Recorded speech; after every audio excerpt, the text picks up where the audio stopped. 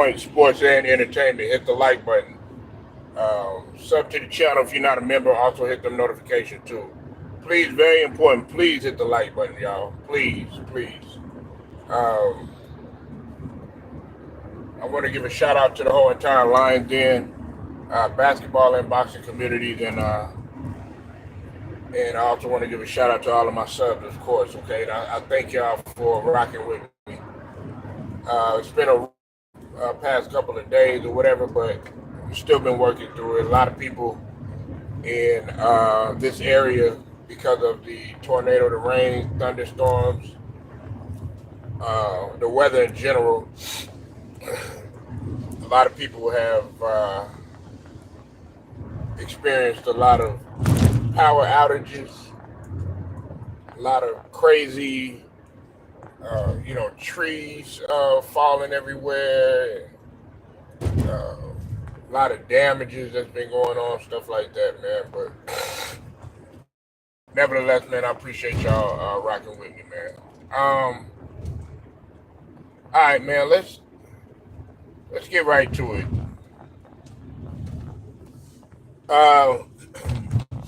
What's up, y'all? What's up, Sugar? What's up, Ted? I see y'all in here. Man, I hadn't even got started, man. Ted, you already on this helmet. Good Lord. Pause. All right. Now, if, we all know that it's not official as of yet, but pretty much already getting ready to be set in stone that JJ Redick is getting ready to coach the Los Angeles Lakers. And here's the thing. If JJ Redick can coach, then pretty much anybody can coach. It's just like when one time I had said, if Donald Trump can be president, pretty much anybody can be president. If you really want to and you really bust down the doors and you know the right people. And in this case, we all know that it wasn't anybody but a disgruntled female tendency LeBron, beta male, exhibiting beta male qualities.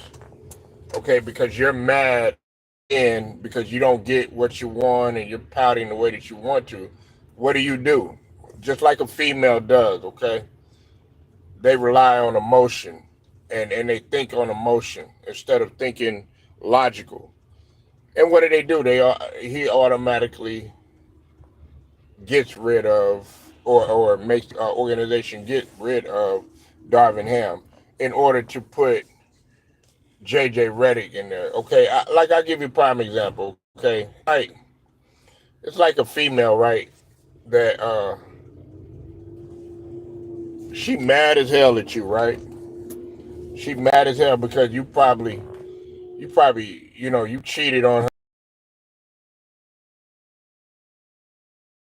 Get her, you know what I'm saying? So she hauls off, and she gets her get back, doing whatever. You put your imagination thoughts together, what she might do or whatever. But it hurts you to the core.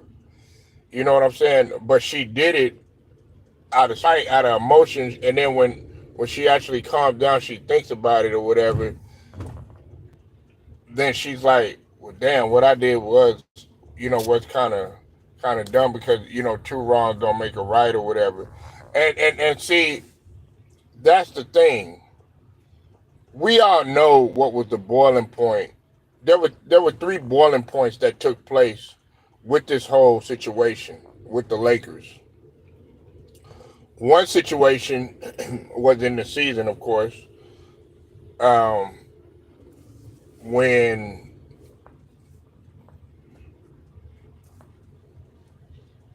hold on, y'all, trying to watch this traffic.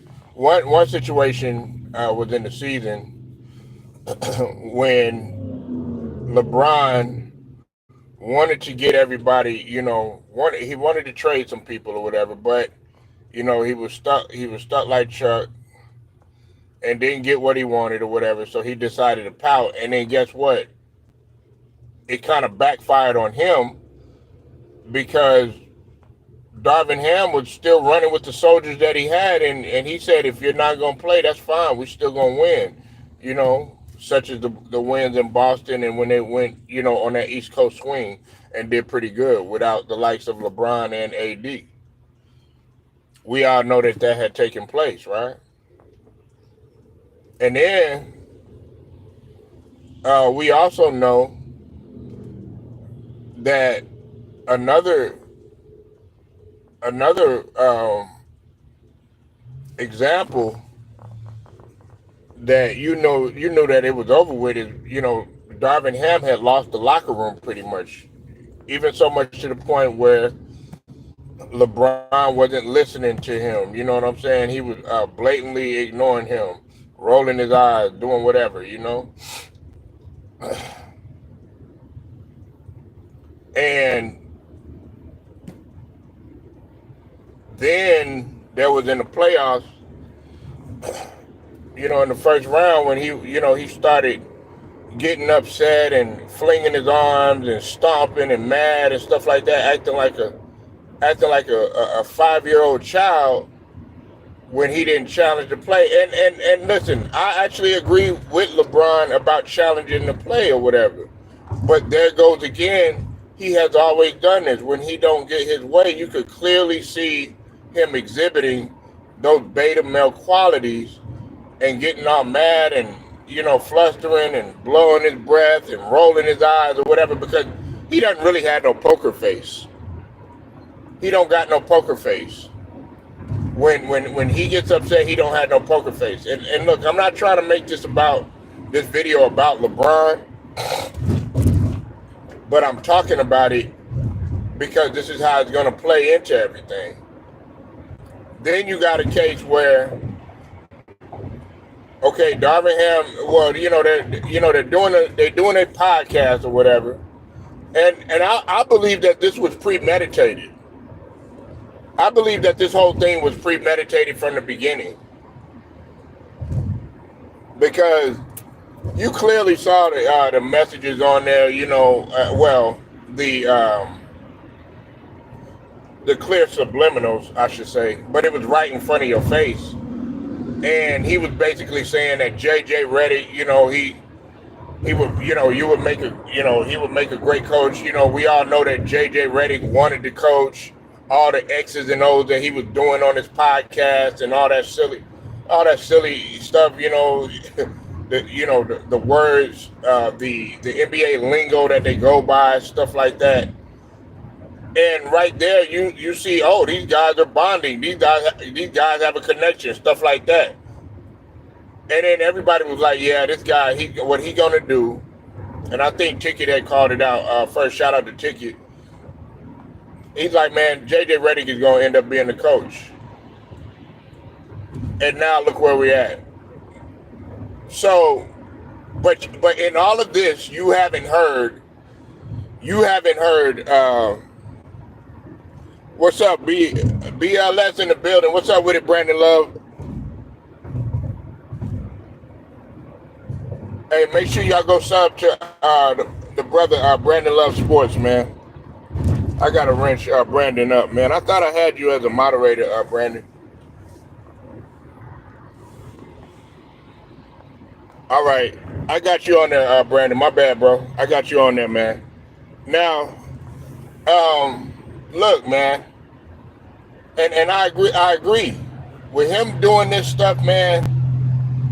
Like Lakers culture, like Brandon talks about all the time, like Ted talks about all the time, like Ticket talks about, Kareem, everybody.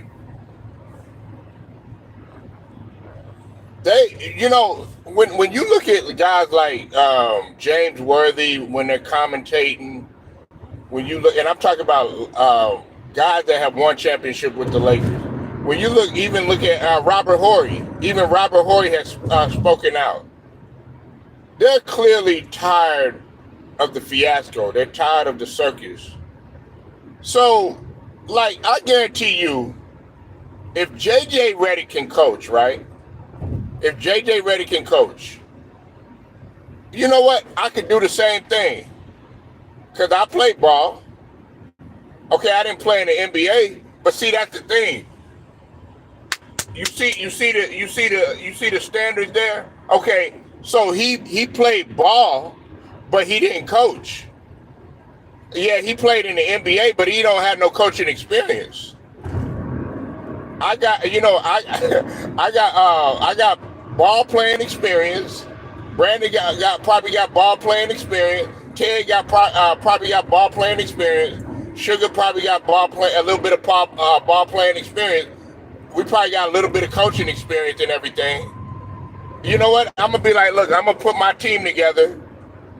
We know Rajon Rondo ain't never coached. He probably coached like on a lower level, like with his little kids or whatever, or something like that. And then you got some. Well, that's the only one that I could think that don't have no coaching experience. Sam Cassell got coaching experience.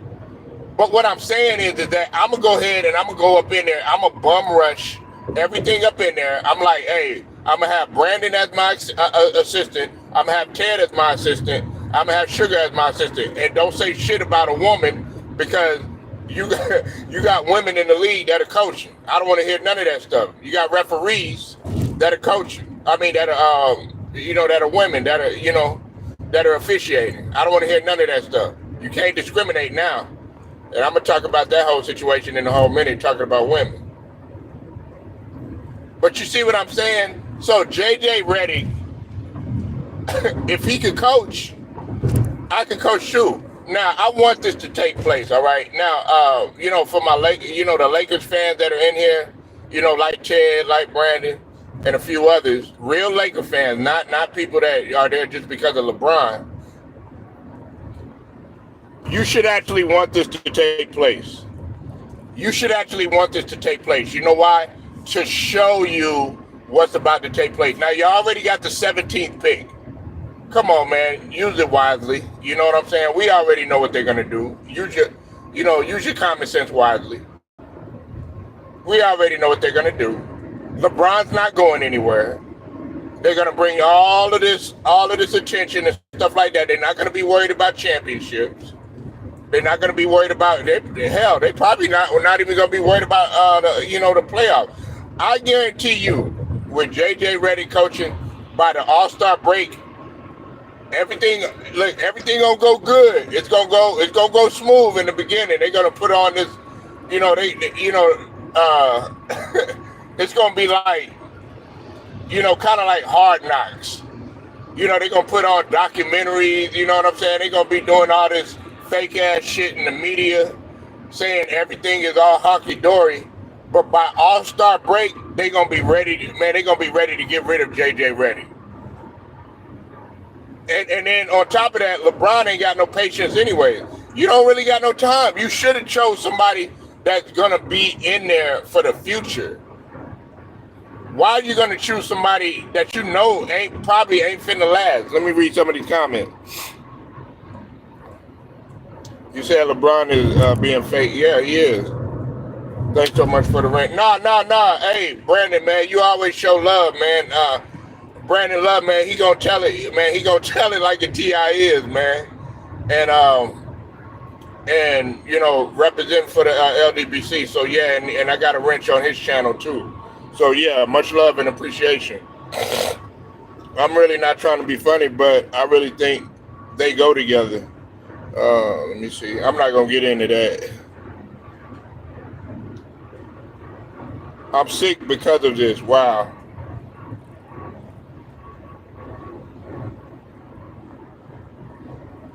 You said LeBron will be throwing a temper tantrum by January. Of course he will. Of course he will, because he don't get what he wants. And see, that's the thing. Like, you don't hear them trying to fire Chris Finch.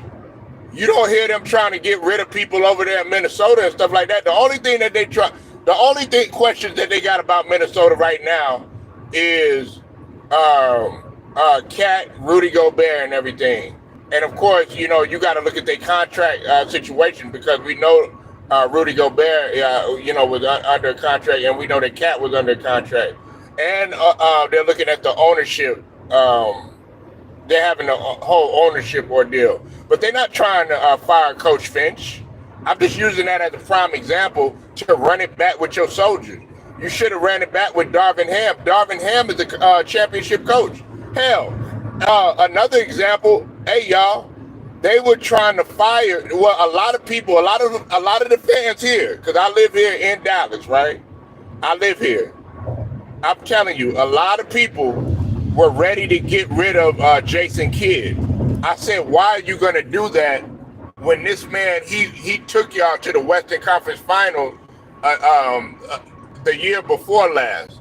Well, he was like, well, you know, Cari and Luka are here, and it's not going to work. Look at where they at now. If you don't know, when Cari got there, man, they had to figure out each other because they both played similar styles. Okay, they both were, you know, kind of ball dominant, and they both like to handle the rock and everything. Of course, they're shooters, and they're both playmakers, and they both are skilled offensively. But they, you know, they had to figure out each other, and they started off, you know, kind of rough and everything. And look, because guess what? They had to buy into his system. LeBron don't want to buy in right now. He's set in his ways. Now, had it been, you know, possibly, you know, in the, you know, Miami days, and even then, man, he really didn't want to buy in, but he had D Wade in his ear in order to buy in because they, you know, it came Battier to get in his ear and really understand defense. It took guys like Juwan Howard when he was in Miami to really get in his ear and say that you're going to have to play defense in order for this thing to work. You're not going to want to buy in. What kind of structure? We don't even know your damn coaching philosophy, JJ Redick. We just going by what kind of coaching philosophy you got. I mean, we can name Frank Vogel's coaching philosophy, right? We could name Phil Jackson's coaching philosophy. We can name Mike Malone's coaching philosophy. What is your coaching philosophy? No, he wasn't. He wasn't the problem. Now, was he the best coach? Now, I think me and you, we probably disagreed on this just a little bit. I think I disagreed with, which it's very rare, with Brandon and Kareem. Not them, but there were some people on their channel that were saying, "Oh, Darvin Ham sucked as a coach and all this other stuff." He didn't suck as no coach. Now, he wasn't no X's and O's. But we could go down the list, and I could tell you plenty of guys that weren't no X's and O's type coaches that were that were successful. You know what I'm saying? Chuck Daly wasn't no X's and O's coach. We know that. We know that from afar. Chuck Daly, matter of fact, Isaiah Thomas was more cerebral than Chuck Daly as a point guard. But he wasn't no X's and O's coach. He was a smart individual. God rest his soul. I'm using Chuck Daly as an example. When they played, okay, a prime example of Chuck Daly, right? Okay, when they went over to Barcelona and they played the college kids, they got their ass whooped. I'm talking about with Jordan on there, Magic on there, all them motherfuckers on there. Okay? They were playing against Chris Webber. They were playing against, Bobby Hurley, all the college kids that were coming out of school at that time. Just pretty much dominated them.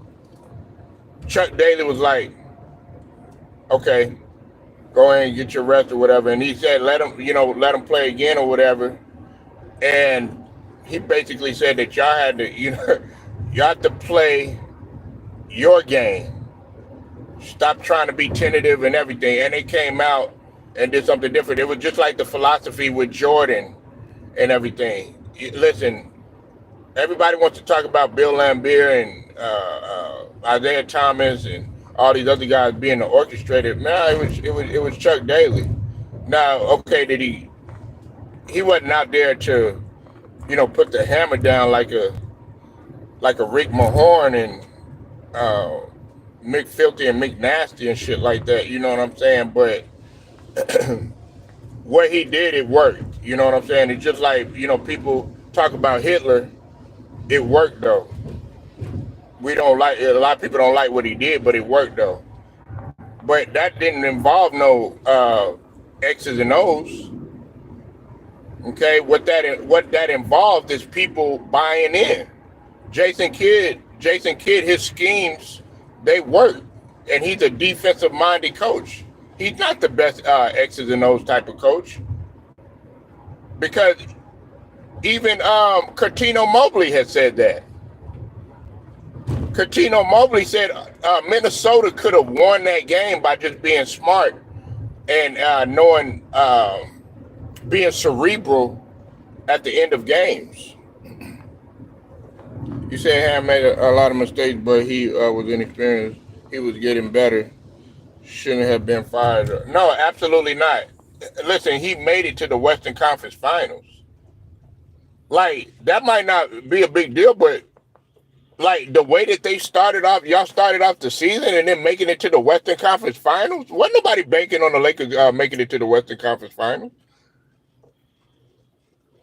Let's just be honest, Brandon. And Ham was a defensive-minded coach. You're going to get criticized as a defensive-minded coach. They did the same thing to Vogel. And this is another thing, okay? Now that we're talking about the Lakers, why in the hell would you fire Vogel? It wasn't Vogel's fault at all. I'm going to tell you what the fault was. It was letting all of your key pieces go. All of that size that y'all had, the athleticism that you had, and the experience that you had.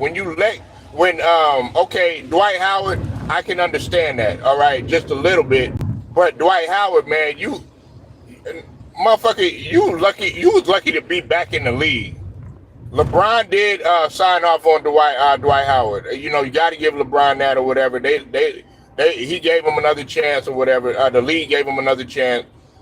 So he was in there, but you wanted more money and all this other stuff. No, you I understand you want a championship, but don't no other teams want your ass. Okay, then JaVale McGee, gone. Ray John Rondo, gone. You know what I'm saying? Do I need to keep going? KCP, gone. Alex Caruso, gone. Y'all, listen, y'all had a lot to win and then come back that very next year in 2021 and run it back again, because the criticism was like, oh, it was just because of the bubble. Now, you know, you got some people that respect that bubble ring and you got some people that don't respect that bubble ring, but they should have came back and ran it back again. I would have been like the Lakers. The Lakers probably could have won. A Rondo shooting the way that he did, and the AD playing the way that he did, y'all would have probably won in 2021.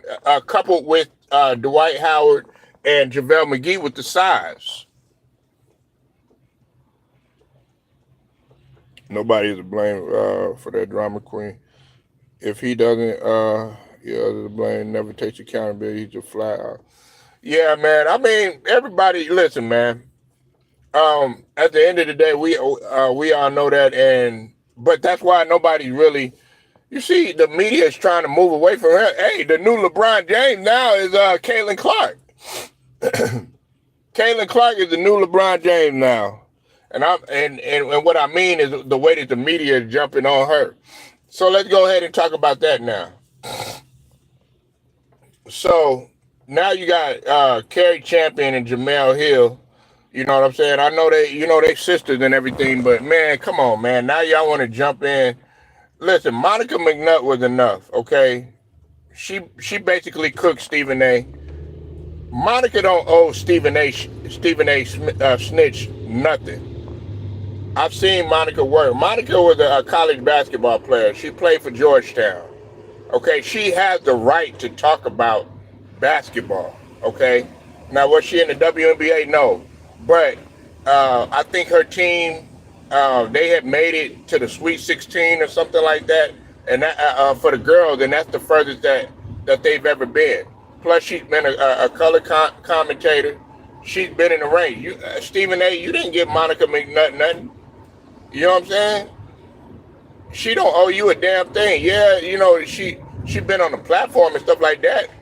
But every time, like, she would get on there with y'all, Monica Minette was holding her own. Now with Cari Champion and Jemele Hill, well, we know Jemele Hill, you know what I'm saying? She don't keep it consistent at all. That's why she not on TV.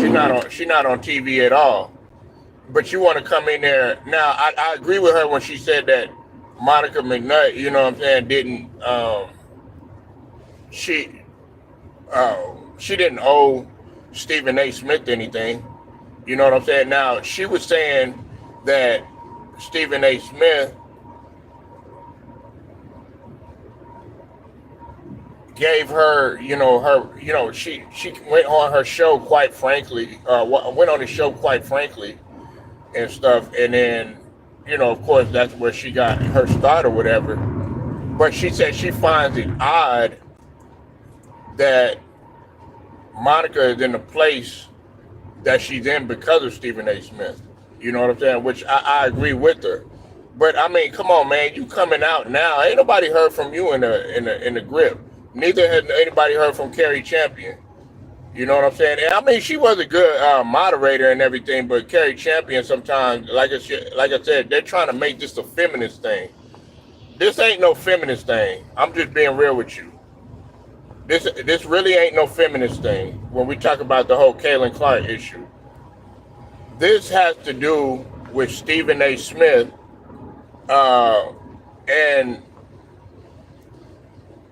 let's just call it what it is. Stephen A. Smith wanted to be right about this whole entire situation about Caitlin Clark. And he wrong. Even Kendrick Perkins, listen, man, you sitting up there and you saying that, these other women, shouldn't be doing this or shouldn't be doing that, and they should be grateful and appreciative.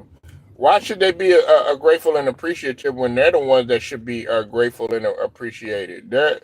There are women in the WNBA that have won championships, and they've actually won championship at the collegiate level. There are women in WNBA that are more talented than Caitlin Clark. Candace Parker, and I go back to Candace Parker, she actually, if you go back and you go look back in the day, Candace Parker was actually more entertaining to watch than Caitlin Clark. You didn't see no women coming down dunking like that, consistently. Yeah, Stephen A. Sambo.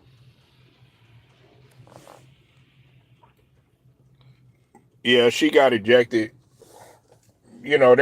But what they need to do, they're not thinking. See, I think Too Raw was saying this. Shout out to Too Raw.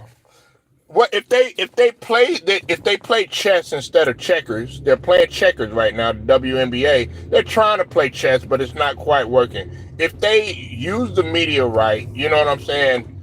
They could market this like Turah was saying, like a Larry Bird, Magic Johnson type of thing. But no, what you're trying to do is you're trying to villainize Angel Reese, and you're trying to make what's her name the victim, Caitlin Clark. Let me tell y'all something, and Brandon can attest to this. I say Brandon because he's a Lakers fan, and Ted too. You know what I'm saying? But especially Brandon, because we around the same age.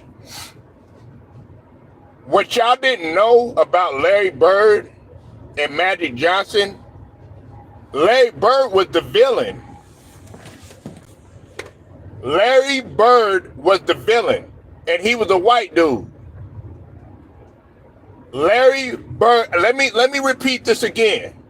When it came to the Boston Celtics and when it came to the Lakers, back 70s going into the 80s, they loved Magic Johnson. They loved his personality. They loved, they loved his swag.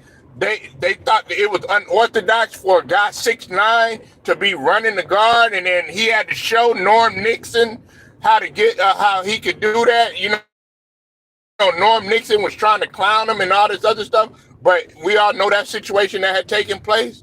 And he ended up taking a point guard and he then won over everybody's respect.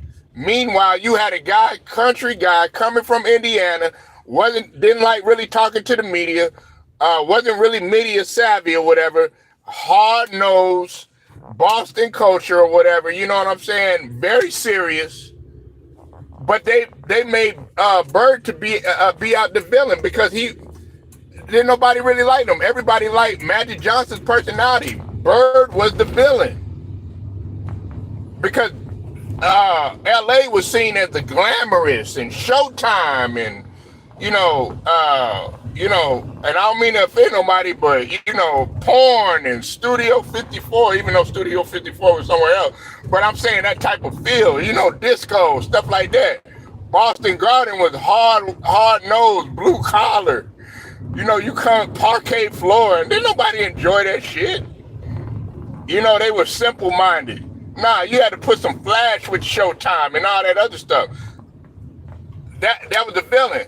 But now it's the opposite.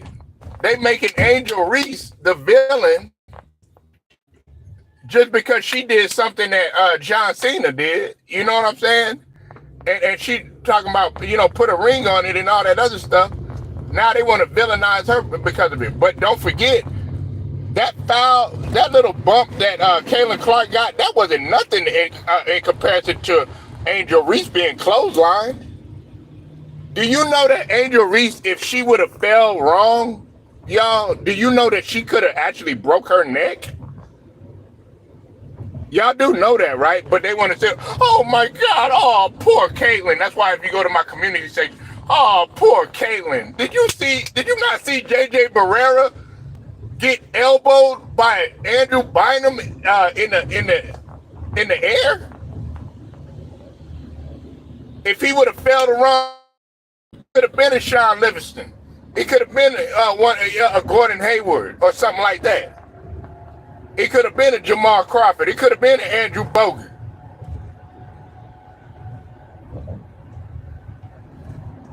But you crying about getting knocked to the floor. You supposed to. My daughter was getting ran over in soccer, getting bumped everywhere, getting knocked over in basketball. You think, oh no, nah, get your ass up. My son getting knocked down, everything. Coach was like, man, get your behind up. Because that's what's going to make you tough. Nigga, I got elbowed in my neck by a 7-footer, man, and fell to the ground. Ain't nobody helped me up. My teammates, got me up. They were like, nah, you all right. Dust yourself off and get up. Nigga, I done got elbowed in the temple. I'd have been undercut, feet taken out. You know what I'm saying? Big ass African dude, like 6'11". He elbowed me right in the middle of my forehead. He was like, oh, I'm sorry. And just kept on going. Like big old muscle bound. What's that dude name? Diambo or something like that. Biombo, that's what his name. That's what he looked like. One of the, them Africans, man. They laugh about shit like that. Oh, I'm sorry. I didn't mean to elbow you. It's just a part of the game. We get a little bit physical at times. You better be willing to take that contact, man. Shit. And then you got Pat McCaffrey. Pat McCaffrey up in here calling her, a white bee and all this other stuff. Had that been me, had that been Tiki, had that been, somebody else mainstream, Brandon Love or somebody like that, saying some stuff like that, do you imagine, man, they'd be ready to shut us down. But it's okay for him to say it. It's okay for him to say it now. We all probably feel that way.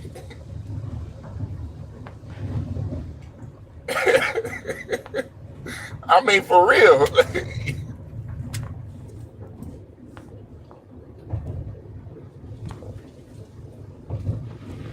Yeah, the elbow to Karl Malone did that to everybody.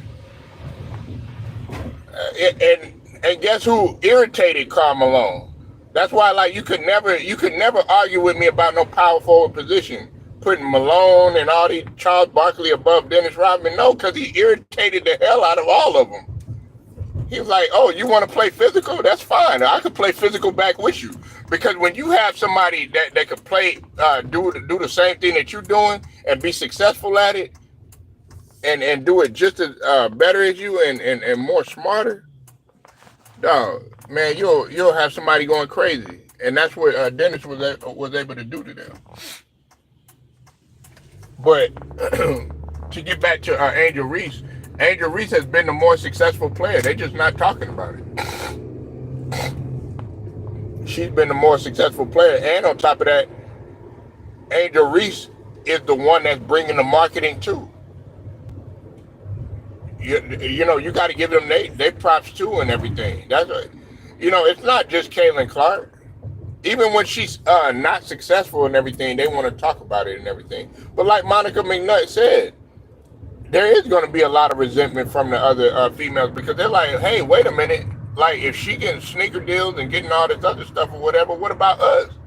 What about the ones that came before her?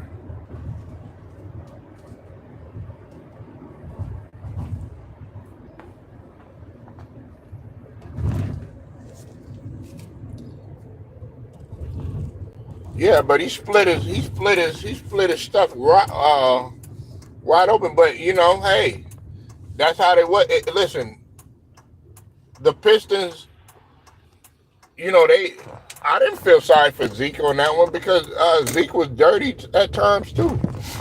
Now Bill Laimbeer was more dirtier, but Isaiah Thomas would play dirty too sometimes. But being a little man like that, you know what I'm saying? Of course, you had to be a little scrappy.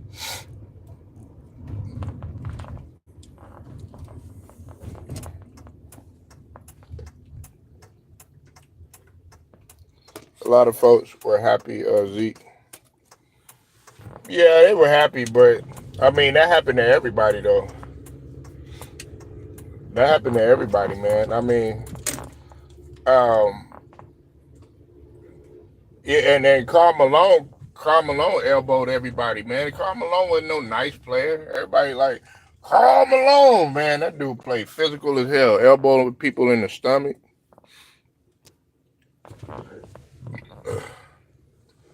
All right, y'all. I appreciate y'all rocking with me. Make sure y'all hit the like button, sub to the channel if you're not a member. Also hit them notifications too.